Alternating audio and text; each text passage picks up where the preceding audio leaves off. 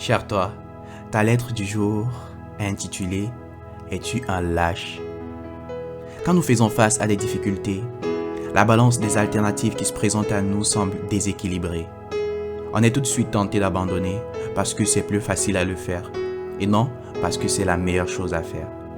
La vue veut que nous basons nos choix sur la taille de l'adversité qui surgit devant nous, alors que la foi n'en tient pas compte. Elle nous rappelle combien Dieu nous aime, combien sa puissance est grande, combien rien ne lui est impossible.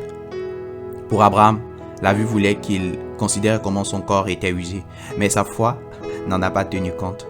Et au lieu de produire un fils, il a donné naissance à une nation.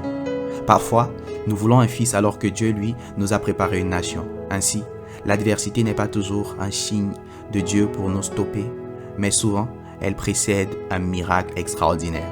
Alors, avant d'abandonner, pose-toi 2 questions. Est-ce que je choisis d'abandonner parce que c'est la bonne chose à faire? Ou est-ce que je choisis d'abandonner parce que c'est plus simple de le faire? Si la réponse à la seconde question est oui, alors c'est là peut-être le signe qu'il faut persévérer. La persévérance est une vertu des fils et des filles du royaume, et elle prend tout son sens quand l'adversité fait face. On ne peut donc pas parler de persévérance sans adversité. Tu n'es pas un lâche, tu es fait pour accomplir.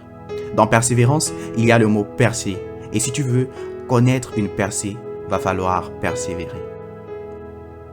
Les adolescents se fatiguent et se lassent, et les jeunes hommes chancellent, mais ceux qui se confient en l'Éternel renouvellent leurs forces.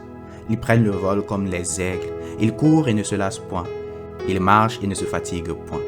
Isaïe 40, 30 à 31.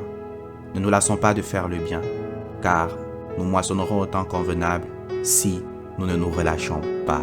Galates 6, verset 9. Que Dieu te bénisse abondamment.